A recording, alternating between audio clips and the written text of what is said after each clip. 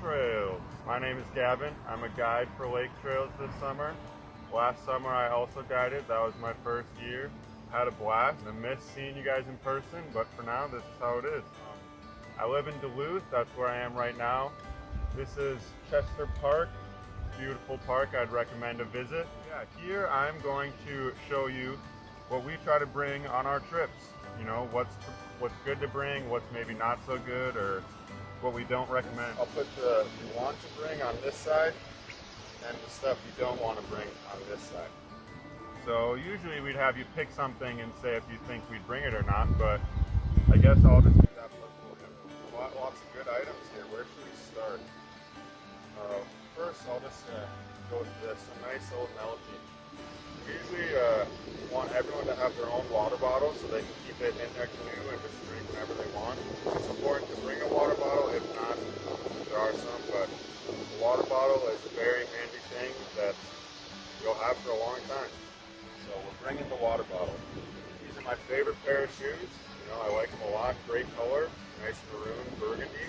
But these are not the type of shoes that we want to bring with. They're cloth. They get really wet, stinky, and trudge through the water and mud not so easily. So yeah, we'll not bring those. A lot of the people who come there will wear something like these. You can see them. They're chacos or any sort of sandal of the sort because they can easily get wet, take them on and off. I personally like to wear boots sometimes because it protects my feet a little better. But yeah, these are a common thing, and you'll always look cool if you're wearing some chacos. So I would recommend. This is a nice shirt that I got last summer. It's a nice like polyester fabric shirt. So this is what we would want to see you wear on trail. It's something that can easily get wet and dry pretty quick, especially if you're in the sun. So yeah, this is a good material for shirts that you'd want to bring. Headlamps, yeah, they're just one of the tools that are helpful on trail, especially when it's you get to camp maybe a little late and you're trying to find your way around. You want to prevent injuries as much as possible, so you can stay safe and have a light when you're walking around camp. So headlamp will bring it. How about this? This is a nice, cozy sweatshirt, nice and big and warm and cozy. As warm and comfortable as this probably would be, it wouldn't last that way because something like this that's like pretty much all cotton is going to get wet and stay wet, as we kind of like to say. So if it ever gets wet on the trail, it's never going to be dry again, and it takes up a lot of space in your pack.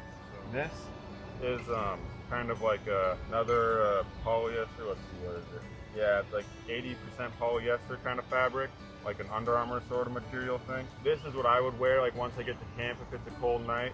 Keeps me warm, and it's really thin, so it's easy to wrap up and does not take up much space in your pack. Nice and easy. That's also kind of like these are just like a pair of long johns. So I bring these and that shirt, usually for my camp clothes if I'm trying to stay warm. I recommend a pair of long john things. Definitely nice at night if it's a cold night. How about this deodorant? You know, you want to stay fresh maybe? This is not what we're looking for.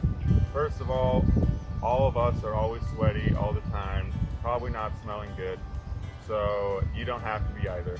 The smell or odor part of it too can attract bugs, so definitely don't want that when you're on trail. And it's kind of just part of the getting dirty and, you know, living the outdoor life. So deodorant is not something that we want to bring. Sunscreen is very vital, especially for certain people who may burn easier. Not everyone needs to bring their own sunscreen, but a couple bottles per trip is usually a pretty good idea. You never know if it's just going to be sunny and hot every day, so sunscreen is an important thing to bring. Yep. Put that over there. Bringing that. How about these pair of jeans? You know, nothing like just some good old denim jeans, but this, like the cotton sweatshirt, is going to get wet and never dry again. It's also not easy to move in, so if you're trudging through the woods with a canoe on your back, it's not your best option. So yeah, jeans is something that we definitely try to stay away from. Kind of big no-go there. Something that is very important on trail, rain gear. So I have a rain jacket here. Rain gear is super important. It's pretty common to rain up there, just sporadically, whenever the weather chooses to do so. And you don't want to be getting all of your clothes wet. So if you have a rain jacket, bring it. And if you don't have a rain jacket, try to get a rain jacket. I sometimes don't bring like rain pants because my swim trunks, or the shorts that I wear, are kind of like swim trunks, so they can get wet and dry super easily. But pants just in general are nice to have, or like rain pants sort of, because once you get to camp they can help you protect from mosquitoes, or they're just warmer than shorts. So rain pants is another thing that's pretty important, most everyone brings. Put the rain gear on the bring side, because those are two very important things. Alright, how about we get to some other fun things here. Some pineapple tidbits, a super sugary, nice snack. You know, it would be nice to crack this open at the tent at night, but we actually bring all the food ourselves. You do not bring any food, though pineapple tidbits may be available. It's not something that you bring in your packs. That way we can everyone can have a fair share. So as good as they are, we bring food, but not in our personal packs with our clothes and stuff. So you don't bring any food. Some nice wool socks. These are pretty handy. If you've been having wet feet all day, you know, trudging through the swamps, which is one of my favorite things to do. There's nothing like getting to camp and putting on a nice pair of warm wool socks. Oof, it's a great feeling, let me tell you. So yeah, wool socks, really nice for the feet. How about this frisbee? You know, want to have a little fun maybe while you're on trail? It's not really what we want to bring. You can have fun so many other different ways out there. We're trying to, as we like to say, cut the fluff. The unnecessary things that you don't need, that just take up space like this, take up a lot of space, weigh you down more. We don't really want to bring this. You can have fun by sitting around a fire. These are an example of the shorts I would wear. They're pretty much like swim trunk shorts, pretty durable fabric. So I can be walking through some brush and not have to worry about tearing or ripping. And also it's just dry, easy. So those are a pair of shorts I would bring. This is just a little stocking cap. I like to bring this if I'm canoeing and it's raining and it's cold, I'll throw it on, or if I'm in the tent at night and it's super cold. It's nice to just have a little cap to bring, and it doesn't really take up any space in your bag, so it's a nice thing to bring. Other things that I would recommend, like a bandana or a buff if you want to keep the hair out of your face when you're paddling. I'll usually wear a buff when I'm paddling, pretty nice. Also, like, make you sweat out of your eyes if you're sweating. If you're a hard paddler, you know, trucking along. A hat or, you know, something to hold your hair back is a good idea. We got two more items here. How about we go with this, some Suave shampoo. You know, you want to keep your hair clean when you're on trail? No, false, incorrect. Clean is not really what we are on trail. So you don't need shampoo. You'll be able to shampoo and condition your hair when we go back, go in the sauna as we would normally do.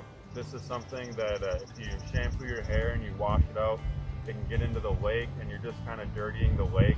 We don't really want to leave a trail or any sort of trace, especially something that can harm, you know, life or plants or animals. So yeah, we don't bring this.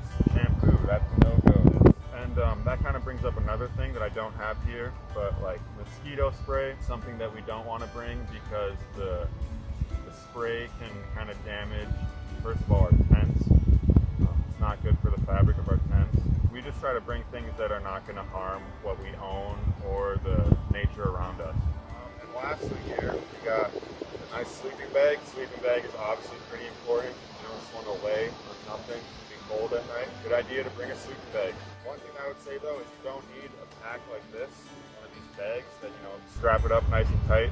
We don't bring them on trail. We stuff all of our sleeping bags into one bag.